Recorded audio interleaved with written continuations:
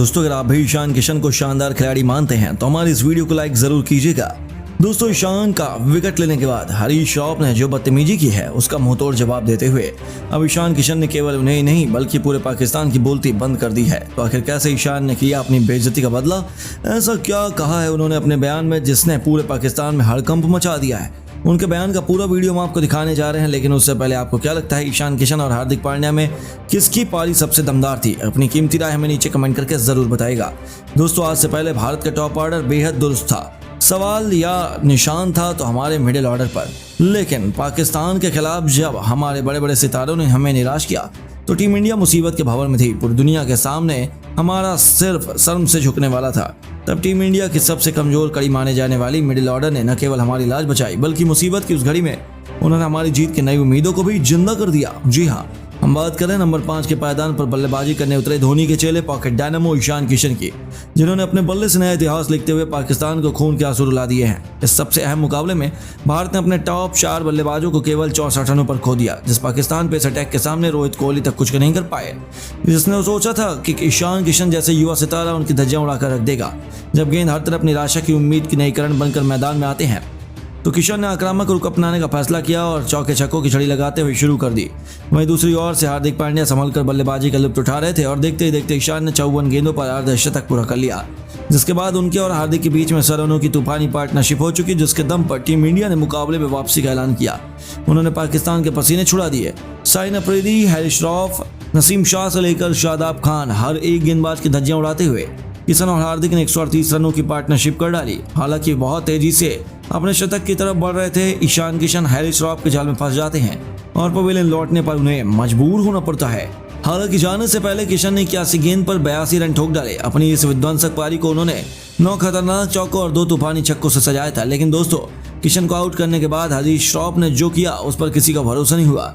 दरअसल किशन ने उनकी जमकर पिटाई करते हुए उनके सम्मान को बहुत ठेस पहुंचाई। ऐसे में जब किशन को विकेट मिला तो यह खिलाड़ी जश्न मनाने में अपनी सभी मर्यादाओं को भूल गया और ईशान किशन को उंगली दिखाते हुए उन्हें पवेलियन जाने का इशारा किया। और केवल इतना ही नहीं, बदतमीजी में उन्होंने ईशान किशन को कई अपशब्द भी कह डाले। बस फिर क्या था, पूरा क्रिकेट जगत उनके विवादों में घिर गया। जहां हर तरफ ईशान किशन और हरीश राव भी चर्चा बने हुए हैं, वहीं किसी भी भारतीय को उनका यह हरकत बिल्कुल पसंद नहीं आई। अब उन्हें मुंह तोड़ जवाब देते हुए खुद ईशान किशन आए हैं, जिन्होंने अपने बयान में कहा है उसे सुनने के बाद हरीश राव तो क्या पाकिस्तान की हालत खराब हो गई है। जी हाँ दोस्तों, उन्होंने कहा कि मैं जिस तरीके से बल्लेबाजी कर पाया हूँ उससे मेरा कॉन्फिडेंस कई गुना बढ़ा है। अब मुझे लगता है कि मैं टीम इंडिया को मुश्किल घड़ी में निकालने में सक्षम हो चुका हूँ। हालांकि यदि मैं अपनी टीम को जीत दिला पाता हूँ तो अच्छा होता। शतक लगाने में भी चूक गया, वहाँ मुझसे कोई गलती हो गई। हालांकि आप तो हमेशा चाहते हैं वो आपको मिल नहीं सकता, इतने में ही मुझे संतुष्ट रहना पड़ेगा। तो फिर हरीश राव को याद करते हुए उन्होंने कहा कि उन्होंने जो कुछ किया वह बिल्कुल भी सही नहीं था। उनकी हरकत देखकर मैं भी बेहद नाराज था और किसी का भी उनका यह अंदाज पसंद नहीं आया, लेकिन मैं उन्हें ऐसा करने से रोक भी नहीं सकता हूँ। यह एम्पायर के हाथ में जरूर होता है, लेकिन मैं उन्हें जवाब देना जरूर चाहता हूँ। जब अगले मैच में मैं दोबारा पाकिस्तान के खिलाफ उतरूंगा तब यह निश्चिंत करूंगा कि वह दोबारा ऐसी बदतमीजी करने की कोशिश न करें।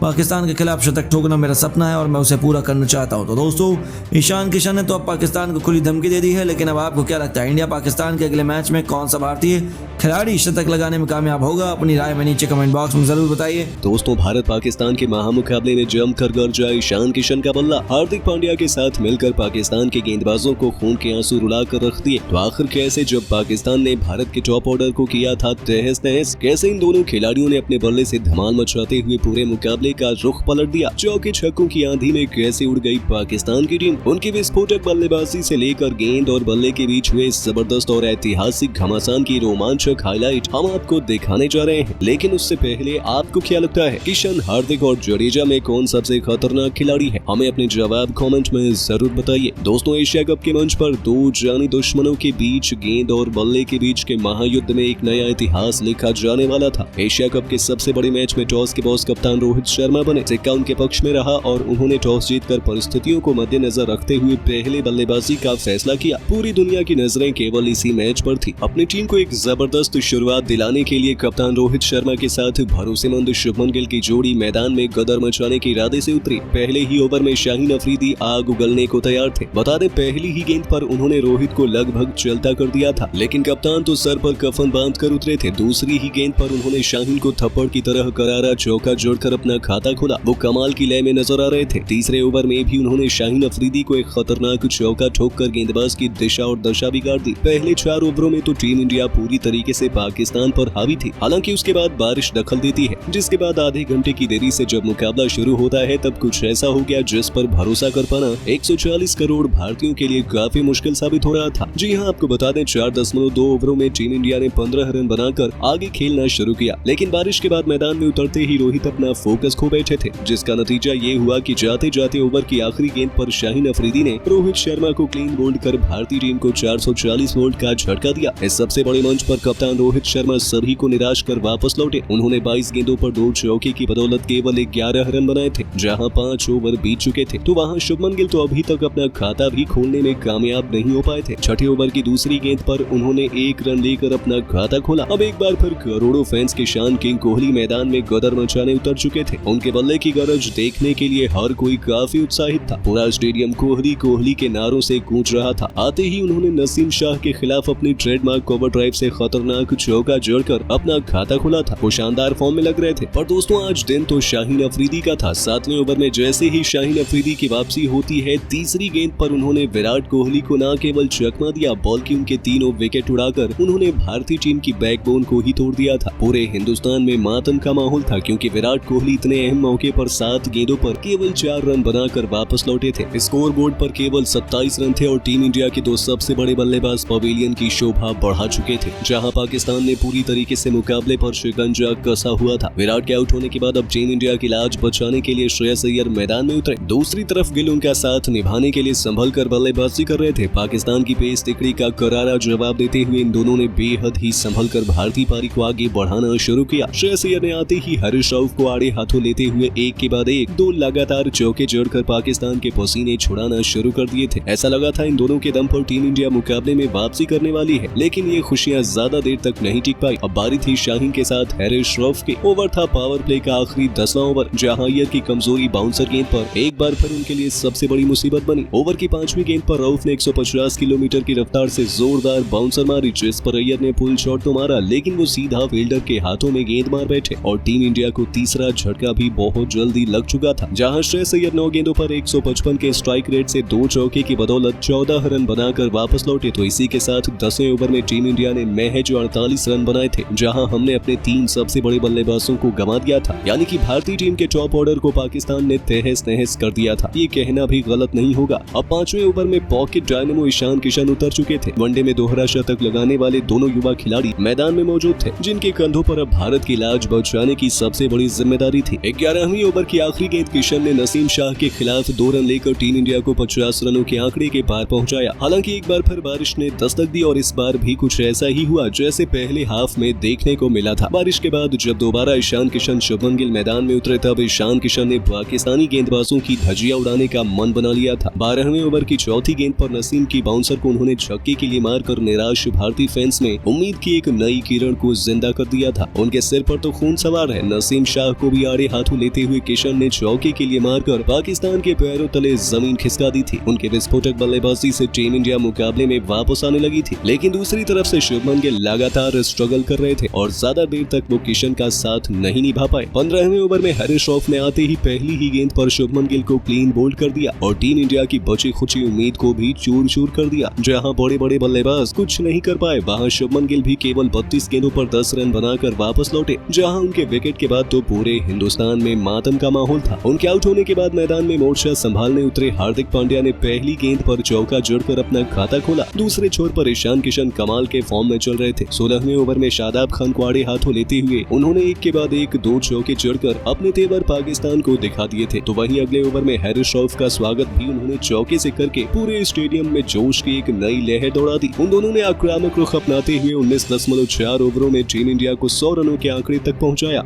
इन दोनों के बीच अर्धशतक के पार्टनरशिप भी हो चुकी थी, जिसके दम पर टीम इंडिया मुकाबले में बराबरी पर आ चुकी थी। दोनों खिलाड़ी काफी तेजी से अपने अपने अर्धशतक की तरफ बढ़ चले थे। 28 ओवरों में टीम इंडिया ने 140 रन बनाए। 29वें ओवर की दूसरी गेंद पर किशन ने सिंगल लेकर 54 गेंदों पर अपना अर्धशतक पूरा किया और भारतीय टीम की वापसी का ऐलान भी इसी के साथ उन्होंने कर दिया था। 30 ओवरों में भारतीय टीम ने 149 रन बनाए थे। उनकी शानदार फॉर्म देखते हुए ये कहना गलत नहीं होगा कि भारतीय टीम आसानी से 280 रन बनाकर पाकिस्तान को कड़ी चुनौती देने वाली है। लेकिन आपको क्या लगता है, भारत और पाकिस्तान में से कौन मारेगा इस मैच में बाजी? हमें अपने जवाब कमेंट में जरूर बताइए और ऐसे ही शानदार खबरों के लिए सब्सक्राइब कर लीजिए हमारे YouTube चैनल को। वीडियो अच्छी हो तो इसे लाइक जरूर करें।